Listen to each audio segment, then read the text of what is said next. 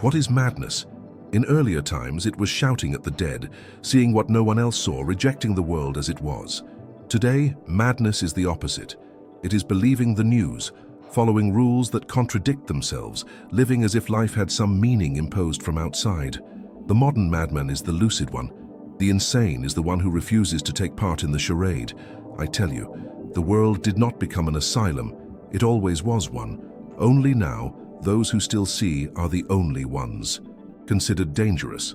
Normality has become disease. Reason has become deviation. And the herd applauds. Look around. See those who smile on overcrowded transports. Those proud to repeat slogans. Those who have an opinion on everything but have never dared to create a single original idea. They are the inmates of this global madhouse. They walk free but are locked inside. Not mad from excessive delusion, but mad through absolute conformity with the collective delusion. Society has shaped them so well that no bars are needed anymore. They carry the cell in their pocket with password and biometrics. Insanity has become routine, and anyone who breaks from it is immediately isolated as a threat. The worst madness is not the one that raves. It is the one that feigns sanity. Those who hold office, hand out awards, write manuals, these are the great lunatics of civilization. They sincerely believe in the fictions they repeat. Progress, equality, universal empathy. Hollow words that serve to keep the herd domesticated and the strong sedated. The true insane one is the one who demands meaning, the one who asks, why? They will be labeled, silenced, medicated, not with pills, but with likes, distractions, and promises of acceptance. The new straitjacket is digital, and you wear it with pride. And if you dare to think, dare to refuse, dare to say, this is absurd, you will soon be diagnosed as radical, insensitive, dangerous. Because in the social asylum, lucidity is subversive. You will be excluded from circles, removed from algorithms, banned from the salons where fools exchange backslaps. And there, the true freedom is born. Being expelled from collective insanity is the first step toward greatness. Only the exile can see the city clearly. Only the outcast can create something new. If you feel you don't belong to this world, perhaps it's not your problem. Perhaps it's a sign that you are still sane. What drives this asylum? The blind force Schopenhauer, called the will to live, and which I have preferred to rename the will to power. But attention, this will is not evil. It is raw, fierce, animal. The problem is not the force, it is what man does with it.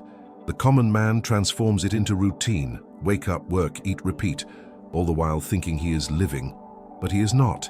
He is merely obeying the most basic biological impulse, to continue existing. There is no meaning, no art, no transfiguration. There is only survival, with a mechanical smile and coffee in hand. Do you want to know why the world seems dead even though it's full of living people? Because most do not live. They only drag themselves along. They are biological instruments, nothing more. They reproduce, consume, obey. And if someone offers them something beyond, a vision, a work, a risk, they recoil like cockroaches in the light. The will to live, when not sublimated, becomes prison, a pathetic cycle of need and repetition. But the elevated man, he does not want merely to live. He wants to dance over chaos, laugh at the absurd, create meaning with his own hands. That is the man the world calls mad, but I call him awake. And so, in the midst of this asylum adorned with screens and promises, arises the greatest of delusions, romantic love. Ah, what a marvelous invention of the will. A biological trick disguised as a spiritual miracle.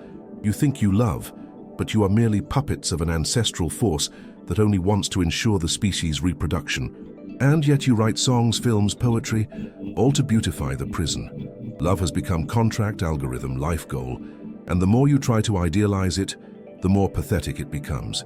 You crawl in the name of an illusion and call that the meaning of existence. I tell you, love is blind not out of romanticism, but out of brutality. It does not ask if it is reciprocated. It does not care for virtues. It simply wants to possess, to maintain, to reproduce. The weak man is devoured by this. He believes that to love is to surrender, that to love is to suffer. But the strong man loves as one who creates. He sees the lie, but transforms it.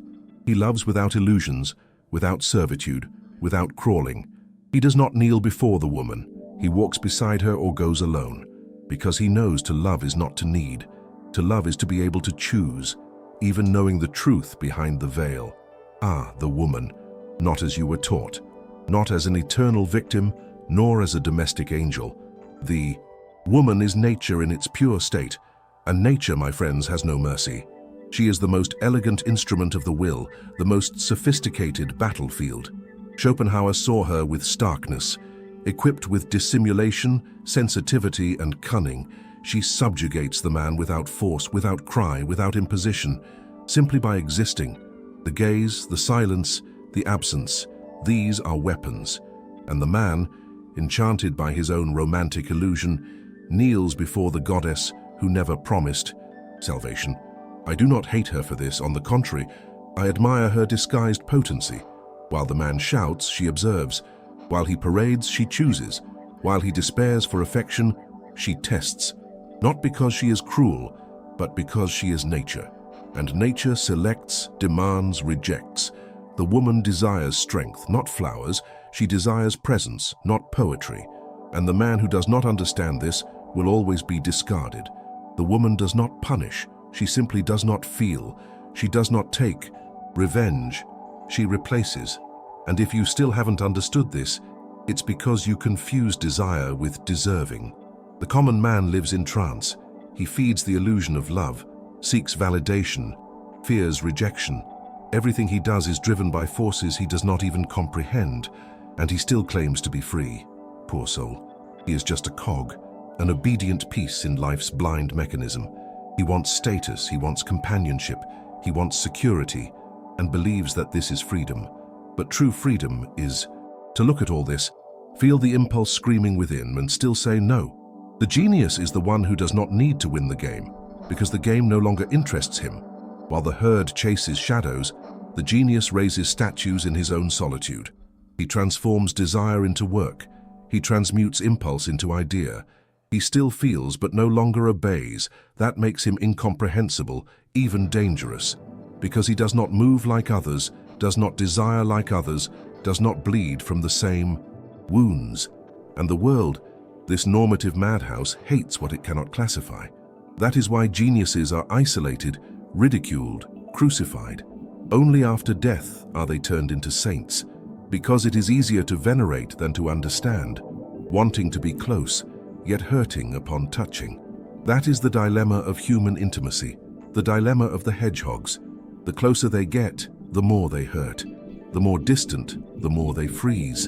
And so they spend their lives, oscillating between the cold of solitude and the blood of poorly managed affection. Most settle for this back and forth, this dance of cuts and healing. But I ask, what if there were another path? What if it were possible to carry within oneself a flame of one's own, hot enough not to depend on another's warmth? The strong man is the one who created his own bonfire. He is self-sufficient, not out of arrogance, but from completeness. He approaches others without begging, loves without dissolving, withdraws without resentment. And when he touches someone, it is not to warm himself, but to share the fire he carries. He does not fear solitude. He uses it as a workshop. He does not flee intimacy, but he does not offer himself as an emotional crutch either.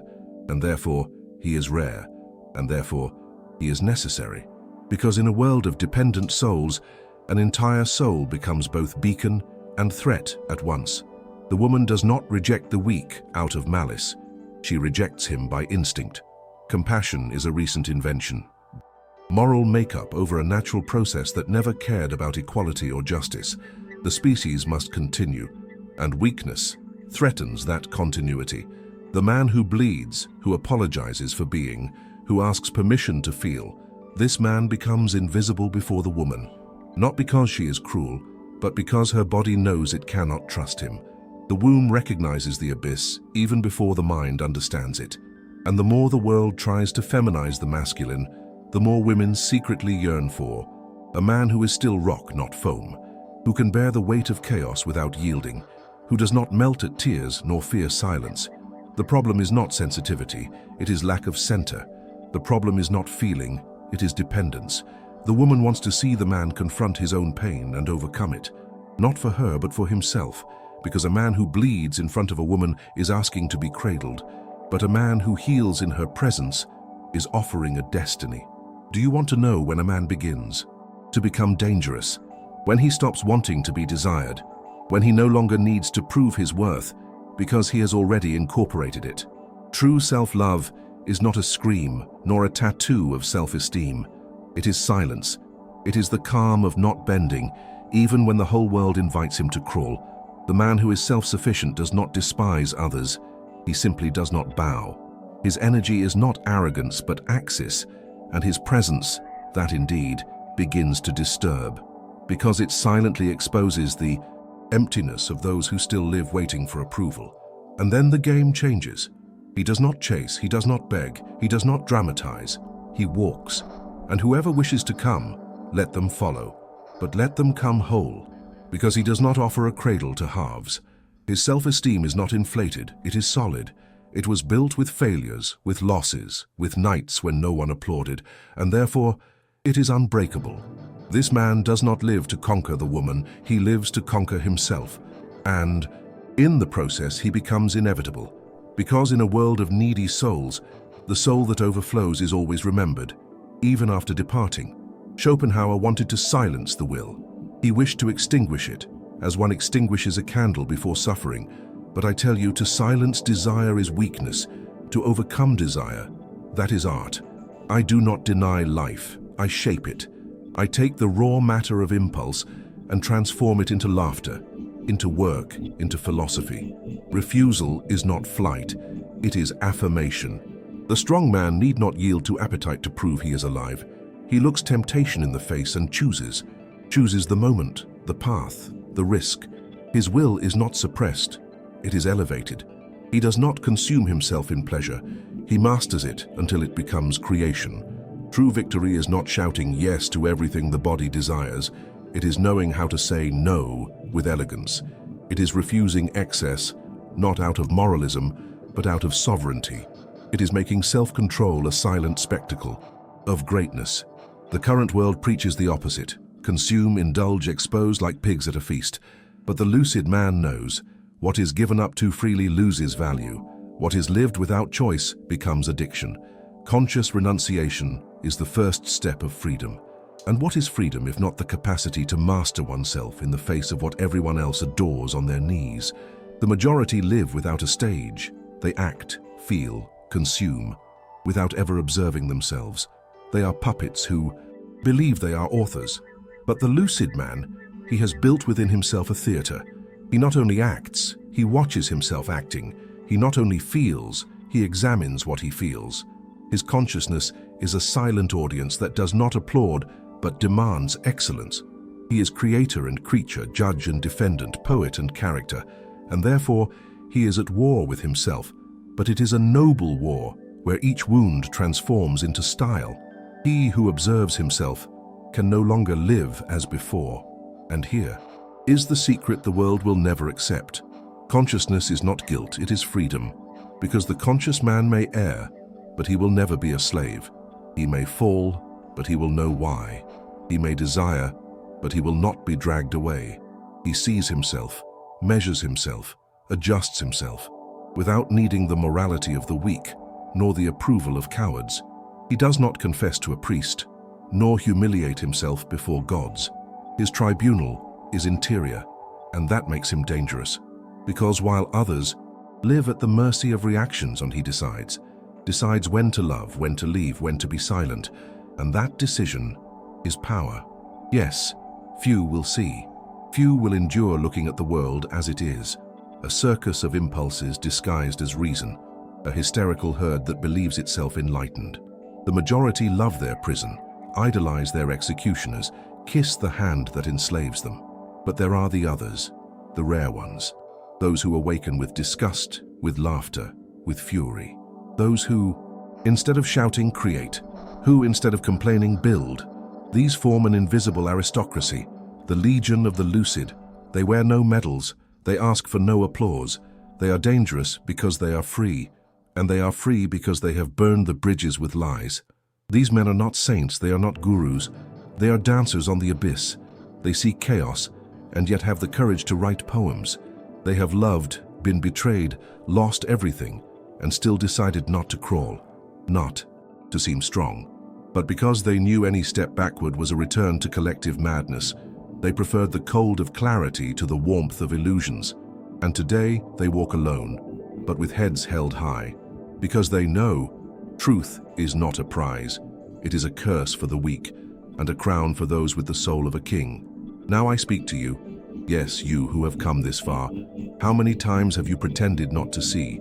How many times have you stifled your own lucidity just to keep belonging? How many times have you smiled with the mad to avoid being called strange? I understand truth hurts. Seeing the world as it is tears you apart. But listen, the pain of truth is preferable to the peace of a lie, because a comfortable lie keeps you alive, but dead inside.